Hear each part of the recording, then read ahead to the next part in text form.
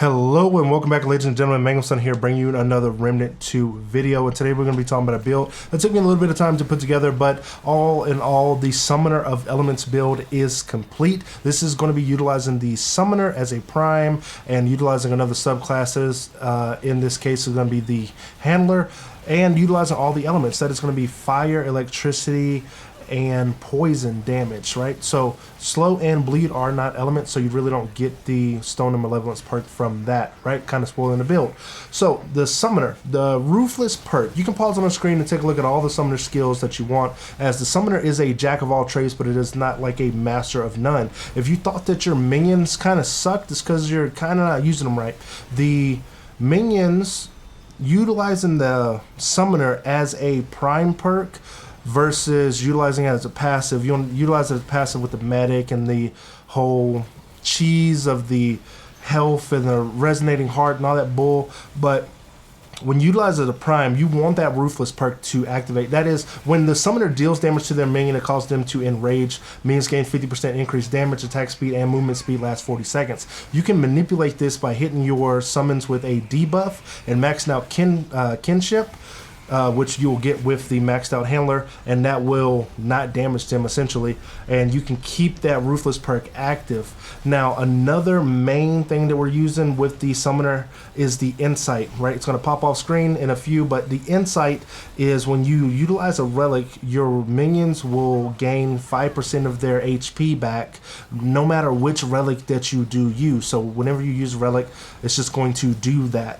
Now, the pulsating heart is what I like to use here, as sometimes the dog's close to me, sometimes the flyers are close to me, but if I'm playing with a partner, it also heals them too, which is pulses every 3 seconds, healing allies within 7 meters for 20 health over 0.5 seconds, pulses, and it lasts for 15 seconds. So essentially you're going to get 100 health back, but for the summons, that is about 100 health per second.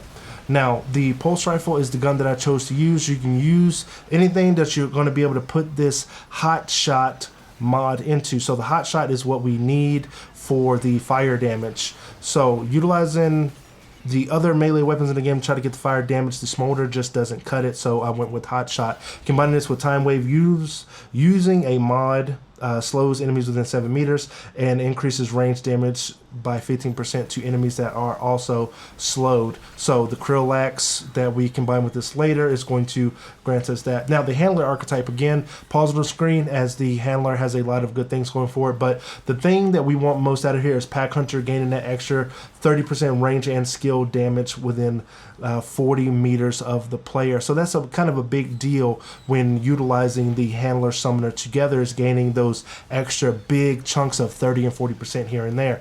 Now, the attack dog versus the support dog, the attack dog grants everybody within 20 meters. I think they increased it to 40 meters, but it says 20 meters. So everyone within 20 meters, an extra 20% damage to all damage dealt. And like I said before, we combine this with the Krillax. Now, the Krillax is, you do the charge attack, it embeds an enemy and it shocks them, causing overload for over 20 seconds and causing them some damage. It's minor, right? So you can see it on screen, it's minor damage. Use it when you can and try not to hit your summons with it, or try not to hit your dog, as we're combining this with Misfortune, which increases melee damage by 8% for each unique negative status effect the target is suffering from, and charge melee attacks apply slow for 2 seconds. So we have the perk on our gun, which does extra damage to slow enemies. We have the Krillax that does the slow, so we kind of have that utility there. Now, the Nebular handgun, we're going to be utilizing the nano swarms primarily for this, with the acid buildup in the 20 meters that those nano swarms aggressively attack an enemy and keeps going to enemy and enemy, right? So that acid damage keeps building all the time, but it also does a significant amount of damage. And combining this with feedback, using this weapons mod generates 20% of single charge value as passive mod power over 10 seconds. Mod damage grants that weapon 10% of its mod damage back for all the damage that it does to the enemy. So the acid damage is going to grant it its own mod power back. We're going to be utilizing a full knotted set here and combine this with the installation driver, while Bulwark is the active, gain and 15% to all damage dealt, and haste. The Timekeeper's Jewel, as I said before, to increase those status effects by the wearer to enemies, so that's doubling up, 10 seconds to 20 seconds. It doesn't apply to the dog's bleed. Dogs bleed when they bite, right? So Stone of Malevolence, this elemental damage generates 15% additional mod power, so that's going to be our fire, our electricity, and our poison. And the Soul Guard Ring, gain a stack of Bulwark for each active summon. So the dog and the 2 flyers, that is 3 stacks of Bulwark, which is 18% DR on top of our build. Now, going into an Apocalypse run, I like to keep at least 60 DR. Now, the Bright Steel Ring gives the wearer the fastest evade roll regardless of their encumbrance.